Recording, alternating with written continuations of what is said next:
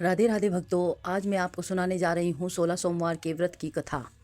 मृत्युलोक में भ्रमण करने की इच्छा करके एक समय भी भूतनाथ महादेव जी माता पार्वती के साथ पधारे।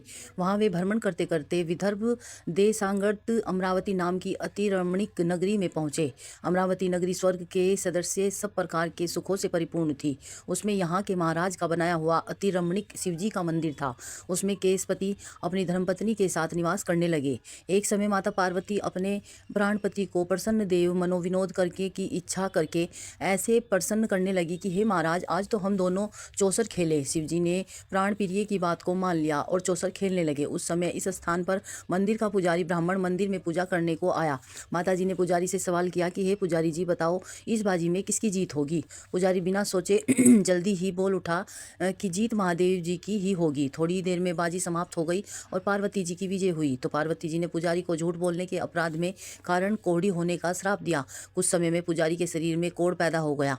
पुजारी अनेक प्रकार से दुखी रहने लगा। इस तरह के कष्ट पाते पाते जब बहुत दिन हो गए तो देवलोक की अप्सराएं शिवजी की पूजा करने उसी मंदिर में आई और पुजारी के कोढ़ के नष्ट को देखकर बड़े दयाभाव से उससे रोगी होने का कारण पूछने लगी। पुजारी ने निसंकोच वे सब बातें उनसे कह दी।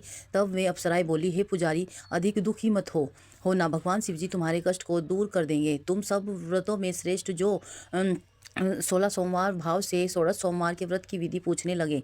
अप्सराएं बोली कि अप्सराओं से बोले कि स्वच्छ गेहूं का आटा ले, उसके 3 भाग बनावे और घी, गुड़, नवेद, मूंगफली, बेलपत्र, जनेऊ, जोड़ा, चंदन, अक्षत, पुष्प आदि के द्वारा प्रदोष काल में भगवान का विधि से पूजन करके तत्पश्चात अंगाओं में से एक शिवजी को अर्पण करे, बाकी 2 को शिवजी के प्रसादी समझकर उपस्थित जगहों में बांटते आप भी प्रसाद पावें। इसी विधि से 16 सोमवार व्रत करके तत्पश्चात 17वें सोमवार के दिन सवा सेर पवित्र गेहूं के आटे की बाटी बनावे, उसमें तदनुसार घी और गुड़ मिलाकर चूरमा बनावे और शिवजी को भोग लगाकर उपस्थित भक्तों में बांटे। पीछे आप सुकुटुंब प्रसाद लेवें तो भगवान शिवजी की कृपा से उसके मनोरथ पूर्ण होंगे।